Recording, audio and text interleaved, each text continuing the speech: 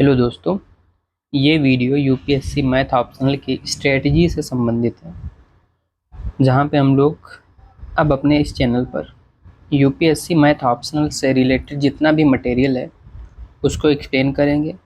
ये जो नोट्स होंगे वो टॉप कोचिंग इंस्टीट्यूट्स के नोट्स हैं जो हम लोग यहाँ पे डिस्कस करेंगे। साथ ही साथ में जो इम्पोर्टेंट बुक्स हैं उनके नोट्स को हमने इसमें समराइज़ किया हुआ है और टॉपिक वाइज टॉपिक हम लोग इनको यहाँ पे डिस्कस करेंगे। तो इस प्रकार आपको इस चैनल पर यूपीएससी के जो स्टैंडर्ड नोट्स हैं उनका कॉन्सेप्ट, पीवाईक्यू सब मिलेगा। आज की वीडियो में हम लोग केवल स्ट्रेटजी और सिलेबस को डिस्कस करेंगे कि हम लोग कैसे इसको आगे बढ़ाएंगे। तो ये यूपीएससी मैथ ऑप्शनल का यहाँ पे पहले हमने सिलेबस को ब्रॉडर एरिया में डिवाइड कर लिया है। यहाँ पे आपको दो पेपर मिल जाएंगे यूपीएससी के, पेपर 1 और पेपर 2। पेपर 1 में भी दो पार्ट होंगे, पार्ट 1 और पार्ट 2। पार्ट 1 में जो हमारे टॉपिक हैं वो क्या क्या रहेंगे।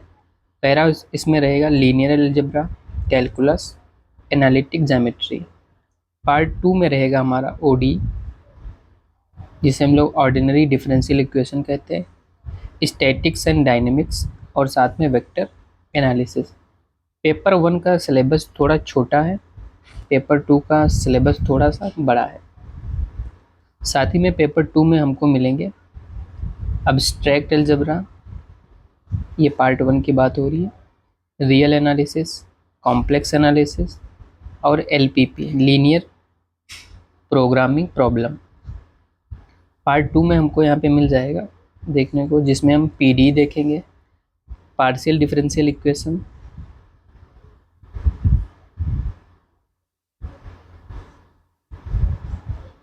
Numerical analysis, mechanics and fluid dynamics. तो यहाँ पे हम लोग देख सकते हैं कि पेपर 1 में 6 बुक्स हैं मान सकते हो, और पेपर 2 में 7 बुक्स हैं। इसलिए 7 नॉर्मली पेपर 2 स्कोरिंग है बट थोड़ा लेंदी है। पेपर 1 में थोड़े मार्क्स कम आते हैं बट थोड़ा इजी है।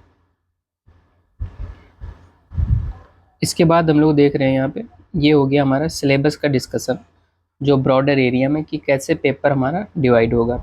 मैथ ऑप्शनल पेपर 1 पेपर 2 दो पार्ट दोनों के रहेंगे। इसमें पार्ट 1 पार्ट 2, पेपर 2 में भी पार्ट 1 पार्ट 2, और ये इसके अंदर के कौन कौन से सब्जेक्ट किस पेपर में आएंगे इनको हमको बहुत अच्छे से पहले पहचान के रखना है। फिर हम लोग यहाँ पे डिस्कस कर रहे हैं कि इस चैनल पे हम लोग किस प्रोसेस में चलेंगे या स्ट्रेटजी क्या रहेगी। तो यहाँ पे हम लोग ये मैथ ऑप्शनल की कंप्लीट स्ट्रेटजी है जिसे हम लोग यहाँ फॉलो करेंगे और 4 मंथ्स के अंदर पूरा सिलेबस कवर करने की कोशिश करेंगे। कोशिश नहीं, 4 मंथ में करना ही है। तो ये 4 मंथ्स में पूरा सिलेबस हम लोग कवर करेंगे।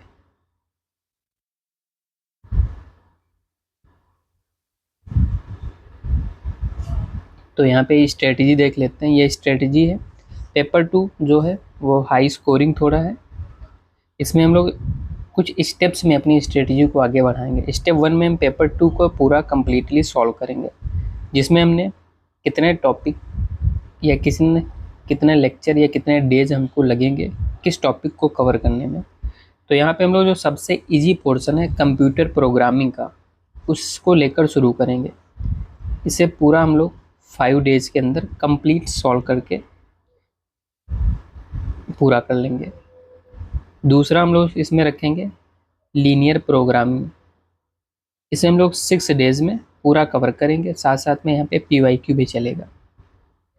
फिर तीसरे नंबर पे हम लोग पीडीई को सॉल्व करेंगे, पार्शियल डिफरेंशियल इक्वेशन। इसको मैक्सिमम 8 डेज के अंदर हम लोग कंप्लीट कर लेंगे। उसके बाद न्यूमेरिकल एनालिसिस, जिसे 6 डेज में कंप्लीट करेंगे। फिर फ्लूइड डायनेमिक्स, जिसे 5 डेज में कंप्लीट करेंगे। मैकेनिक्स, जिसे 5 डेज में कंप्लीट करेंगे। 7th नंबर पे हमारा है कॉम्प्लेक्स एनालिसिस, जिसको हम लोग 8 डेज में पूरा कंप्लीट कर लेंगे। इसी टाइप से अब्स्ट्रैक्ट अलजेब्रा, जिसे मैक्सिमम 10 डेज में हम लोग पूरा कंप्लीट कॉन्सेप्ट से लेकर प्रैक्टिस तक कर लेंगे। फिर है रियल एनालिसिस, उसे भी हम लोग 8 डेज के अंदर पूरा कवर कर लेंगे। तो इस प्रकार नॉर्मली हम लोग 61 डेज में ये पूरा पेपर 2 कवर कर लेंगे। इसमें हमने 4 डेज एक्स्ट्रा रख लिए हैं कि कुछ टॉपिक हो सकते हैं जो छूट जाएं या कंप्लीट हम लोग ना कर पाएँ, उनके लिए 4 डेज एक्स्ट्रा यहाँ पे हैं। इस प्रकार हम लोग 65 डेज के अंदर पेपर 2 पूरा तरह से सॉल्व करके हम लोग कॉन्सेप्ट और प्रैक्टिस सॉल्व कर लेंगे। उसके बाद 15 डेज में हम लोग इसमें PYQ सॉल्व करेंगे, 1 डे 1 PYQ।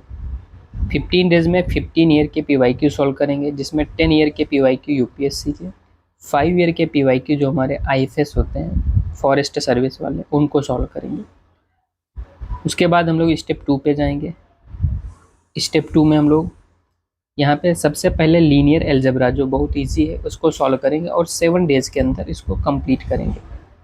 फिर वेक्टर अलजेब्रा, जिसमें हम लोग वेक्टर स्पेस, फील्ड, इनके बारे में पढ़ेंगे, इसको 3 डेज के अंदर कंप्लीट कर लेंगे। उसके बाद रहेगा हमारा एनालिटिक ज्योमेट्री।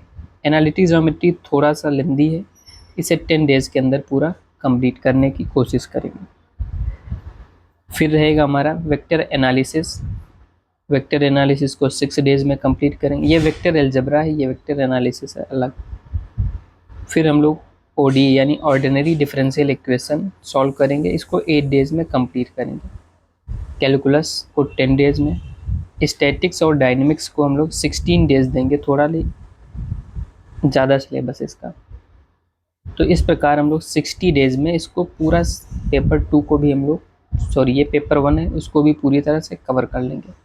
और 15 डेज में 15 ईयर के PYQ, 10 ईयर के UPSC और 5 ईयर के IFS के सॉल्व कर लेंगे। फिर इसके बाद हम लोग स्टेप 3 पे जाएंगे। इतना करने के बाद स्टेप 3 में रहेगा हमारा टेस्ट सीरीज़। जो टॉप कोचिंग इंस्टीट्यूट्स हैं UPSC के लिए, उनकी जो टेस्ट सीरीज़ हैं उनको मैं परचेस करके यहाँ पे सॉल्व करूँगा। और इसमें मैक्सिमम हम लोग 1 मंथ में 30 से 40 टेस्ट सॉल्व कर लेंगे। फिर स्टेप 4 में जाएंगे। स्टेप 4 ये आपके लिए सरप्राइज़ रहेगा। और यहाँ तक हमारी पूरी कंप्लीट तैयारी हो जाएगी और मैक्सिमम यहाँ पे हमको 4 मंथ्स लग रहे हैं। 4 मंथ्स में हम लोग इसको पूरी तरह से कवर कर लेंगे।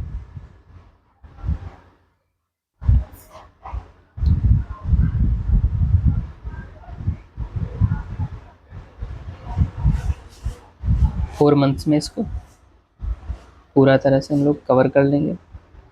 4 मंथ्स यानी अभी हम लोग अगस्त शुरू होने वाला है।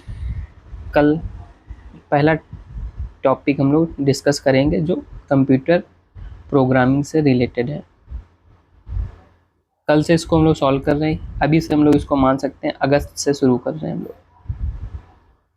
अगस्त, सितंबर, अक्टूबर, नवंबर, दिसंबर, मैक्सिमम इस ईयर के लास्ट तक हम लोग अपना UPSC ऑप्शनल का सिलेबस पूरा कर लेंगे।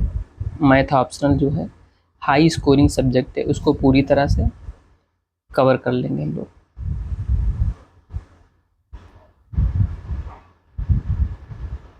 उसके बाद हम लोग प्री पे लग जाएंगे, साथ साथ में GS के जो टॉपिक हैं उनको कवर करेंगे। तो ये टारगेट 2027 के लिए है। यहाँ पे हम लोग डेडिकेटेड तैयारी इस चैनल पे करेंगे, इसलिए इस चैनल को सब्सक्राइब कर लें और अपने दोस्तों को शेयर कर दें। थैंक यू, आज के लिए इतना ही।